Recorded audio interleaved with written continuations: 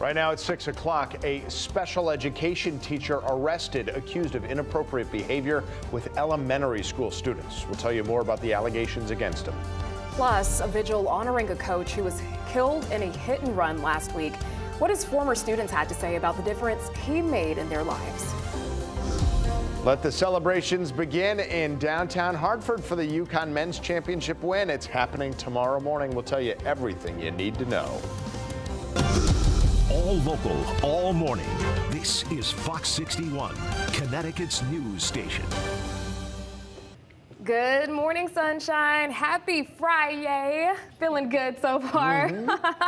Thank you for joining us here on Fox 61, 6 o'clock. I'm Symphony Privet. And I'm Tim Lammers. Let's get right over to meteorologist Sam Samperi because we got to plan out the day. We got to plan out the weekend. Probably not great for allergies, but boy, it seems like it's going to be good weather, right? Oh, it's going to be beautiful weather. Two bad things. Allergies are up, and also we have a red flag warning. And of course, we talk about that. Yep. Well, elevated risk of brush fire. So be careful on that. Big weekend on the way, of course, all kinds of happenings going on. Right now, we're 51, 55 in New Haven, and we're starting to see a little bit of that pre-sunrise. A lot of clouds around, though, today. 45 in Torrington to 54, Groton, London, 55, New Haven. Good morning, everyone, again. Got that northwest wind going on at 5 to 15 miles per hour. Already we're getting some gusts, and that's the key. That's why we have the red flag warning, because of the very dry soils, and we got a wind over it and not much vegetation yet, although you're going to notice things green up in the next week or so. We do have those high clouds. See those high clouds? And that's going to be around throughout today. So look for a mix of sun and clouds. And high temperatures this afternoon, topping out basically in the mid-50s, and the wind picking up out of the northwest at 10 to 20 miles per hour with some locally higher gusts. And again, your weekend forecast, a little preview. Good Friday, Saturday, and Easter Sunday, all in the 50s, and we get more sunshine as the weekend goes on. We'll talk about the weekend forecast in more detail. We'll look ahead into next week.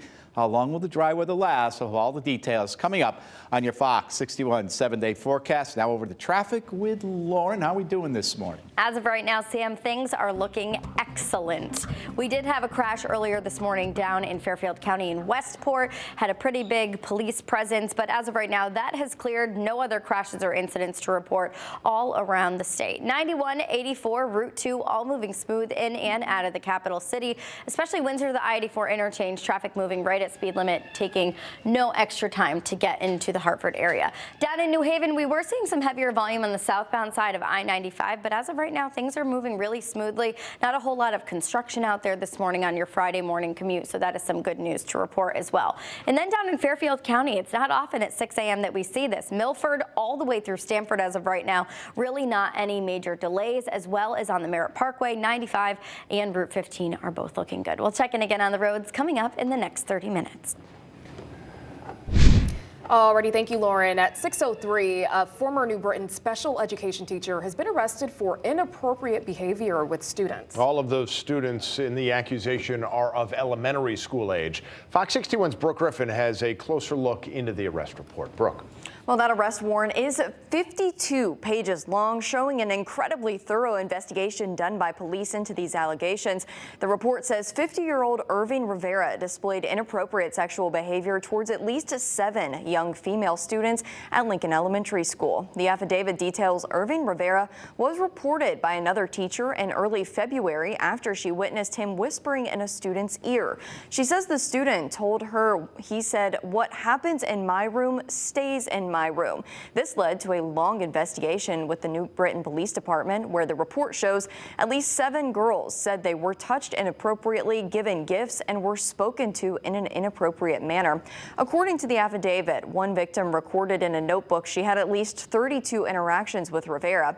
The school superintendent says that he was suspended the same day he was reported. He then resigned from his position in late March. School leaders say Rivera began teaching at Lincoln Elementary School last year. They tell us he passed all needed background checks and the vetting processes to be employed. The superintendent released a statement this week using strong language. He said the behavior of which Rivera is accused is morally reprehensible and a stain on the noble profession of public education. We will remain vigilant to keep our schools and our students safe. Rivera is now facing charges of sexual assault and risk of injury to a minor. School leaders say all of the victims and their families have been offered support services resources to help them get through this difficult time. Brooke Griffin, Fox 61, Connecticut's news station. At 6:05 now, Hartford police are investigating this morning after an unresponsive baby had to be taken to the hospital by police when no ambulances were available. A Wednesday morning, authorities responded to calls for an infant that couldn't breathe and didn't have a pulse. Police say that while they were performing CPR, they made the decision to transport the baby themselves.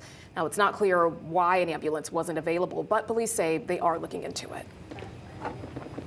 A judge ruled that Michelle Troconis can take off her ankle monitoring device while she's out on bail. Troconis is awaiting trial on charges that include conspiracy to commit murder. She's been accused of helping her former boyfriend, Fotis Doulos, cover up the killing of his wife, Jennifer, in 2019. Troconis has argued for several years now that she's not going to run away and hide anywhere and that the GPS devices prevented her from working. A beloved coach at Hartford's Prince Tech High School is being remembered. Take a look at this video here. Residents, along with current and former students at the school, gathered for a vigil honoring Kendall May. There's a picture of him there on your screen. He was remembered as a person who was always there for anyone who needed him. Students shared stories about him and how he helped them become who they are today. He meant a lot to me. He was more than just a coach. He was a father figure. You know, somewhat of an uncle, grandfather. He did a very good job at teaching me how to become a man at a young age and teaching me about leadership roles. He was always a leader. He always took control. Anywhere he went, that was just Kendall's spirit. He was always just a natural leader.